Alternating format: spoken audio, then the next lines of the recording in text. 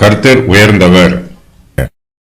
கர்த்தர் எல்லா ஜாதிகள் மேலும் உயர்ந்தவர். அவருடைய மகிமை வானங்களுக்கு மேலானது. உன்னதங்களில் வாசம் பண்ணுகிற நம்முடைய தேவனாகிய கர்த்தருக்கு சமமானவர் யார்?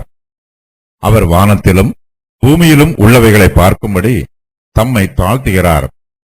அவர் சிறியவனை புழுதியிலிருந்து தூக்கிவிடுகிறார், எளியவனை குப்பையிலிருந்து உயர்த்துகிறார். அவனை பிரபுக்களோடும் தமது ஜனத்தின் அதிபதிகளோடும் உட்கார பண்ணுகிறார். மலடியை சந்தோஷமான பிள்ளைத்தாட்சியாக்கி வீட்டிலே குடியிருக்க பண்ணுகிறார். அல்லேலூயா. நாம் கர்த்தரை நம்முடைய விசுவாச கண்களால் நோக்கி பார்க்க வேண்டும். சாதாரணமாக பார்த்தால் கர்த்தருடைய மகிமையை காண முடியாது. கர்த்தருடைய மகிமையை பார்க்க வேண்டும் என்றால் நம்முடைய மனக்கண்கள் பிரகாசமுள்ளதாக இருக்க வேண்டும். நம்முடைய விசுவாச கண்களை ஏறெடுத்து பார்க்க வேண்டும். வானத்திலே பார்க்கும்போது அங்கும் அவருடைய மகிமை பிரத்யட்சமாய் தெரியும். கர்த்தருடைய மகிமை வானங்களுக்கு மேலானது. கர்த்தர் எல்லா ஜாதிகளின் மேலும் உயர்ந்தவர். அவர் உன்னதங்களில் வாசம் பண்ணுகிறவர். நம்முடைய தேவனாகிய கர்த்தருக்கு சமமானவர் ஒருவரும் இல்லை. இந்த உலகத்தில் உள்ள எல்லா தேசங்களையும் ஒன்று சேர்த்தாலும் எல்லா ஜாதிகளையும் ஒன்று சேர்த்தாலும் கர்த்தரே உயர்ந்தவராய் இருக்கிறார். அவரே சர்வ லோகத்தின் அதிபதி. கர்த்தர் சர்வ அதிகாரமும் சர்வ ஆளுகையும் உள்ளவர். இதோ ஜாதிகள் ஏற்றச்சாலில் தொங்கும் துளி போலவும் தராசிலே படியும் தூசி போலவும் எண்ணப்படுகிறார்கள். இதோ தீவுகளை ஒரு அணுவை போல் தூக்குகிறார். ஏசாயா 40:15.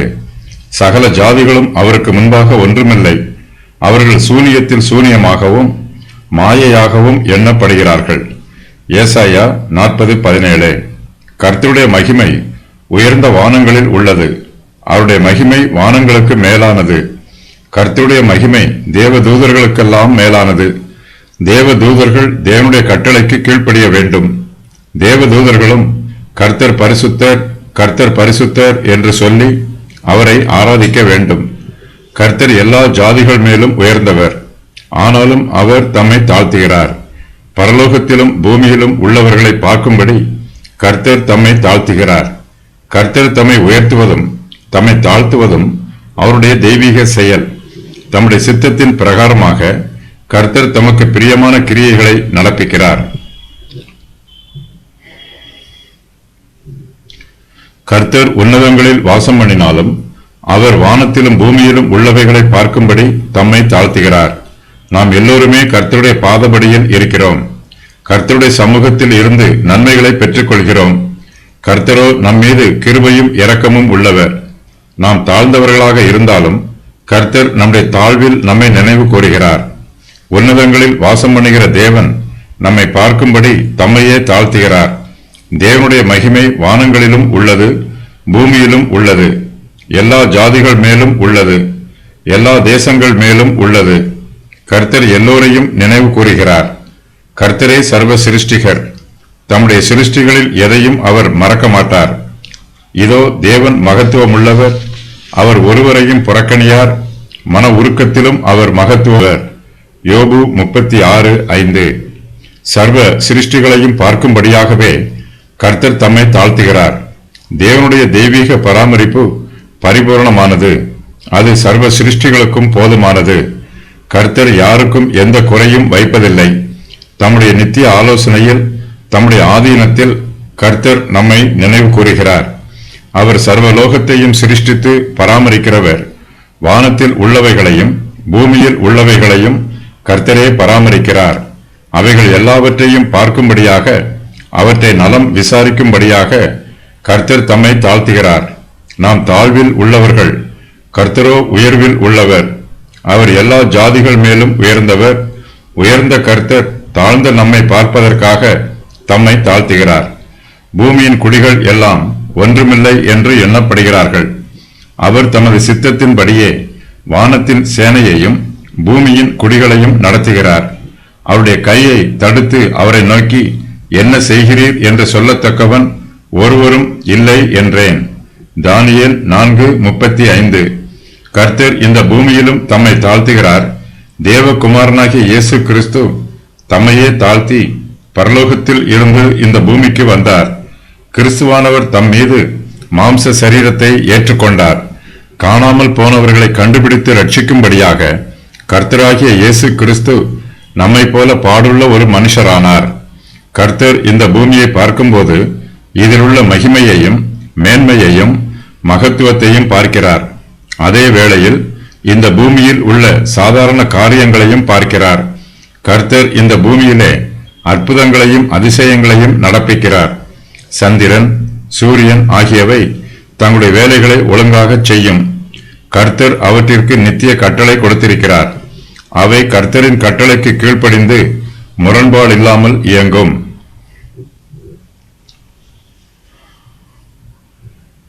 கர்த்தர் இந்த உலகத்தை ஆளுகை செய்கிறார். இயற்கையின் பிரமாணம் கர்த்தருடையது. இது தவிர கர்த்தர் தம்முடைய தெய்வீக பிரமாணத்தினாலும் இந்த உலகத்தை ஆளுகை செய்கிறார். இந்த உலகத்தை இயற்கை ஆளுகை செய்கிறது என்று சொல்லக்கூடாது. இயற்கையின் தேவனாகிய கர்த்தரே இந்த உலகத்தை ஆளுகை செய்கிறார்.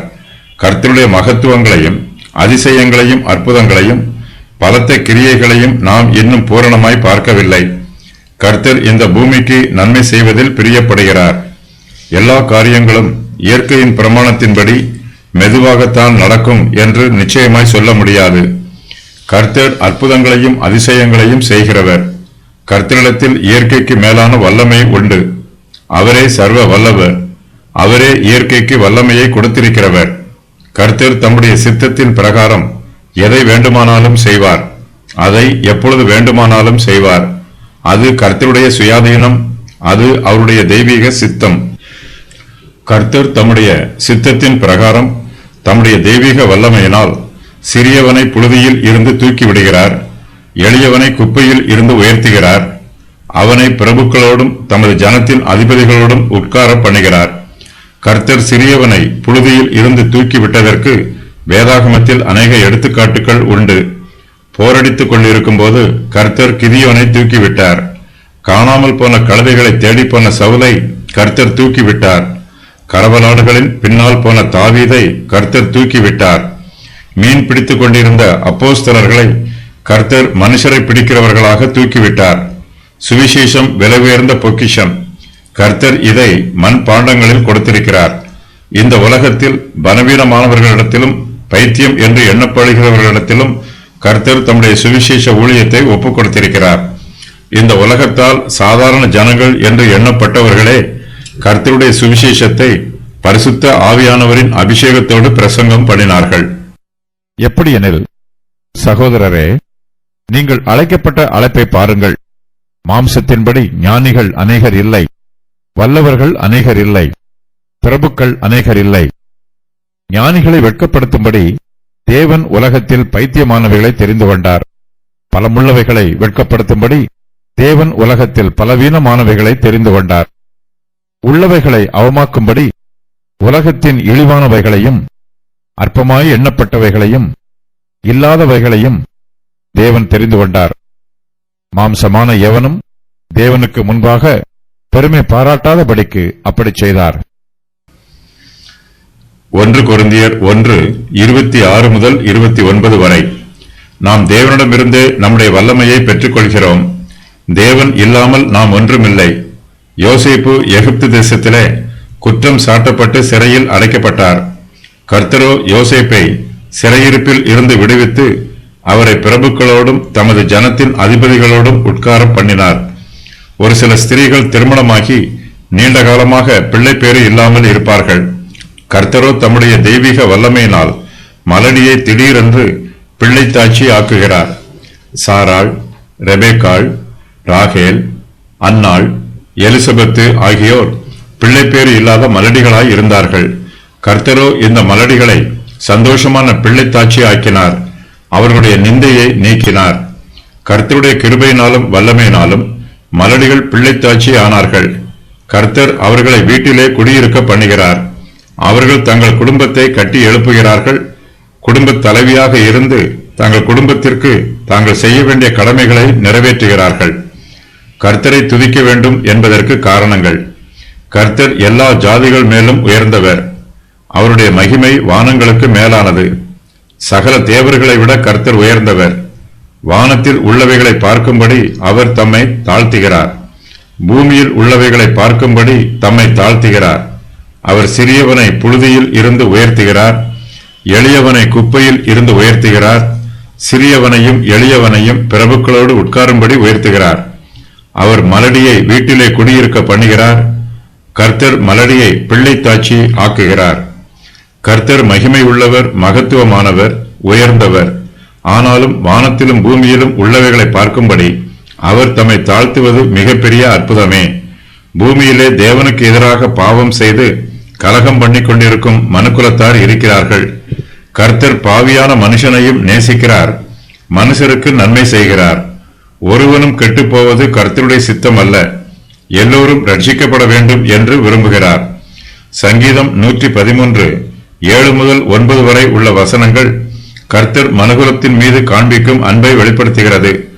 ஆதரவற்றவர்களுக்கு உதவி புரிகிறார், எளியவனை உயர்த்துகிறார், வியாதியஸ்தனை குணமாக்குகிறார், மனுஷரை ஒருவரோடொருவர் சந்தோஷமாக இருக்க பண்ணுகிறார்.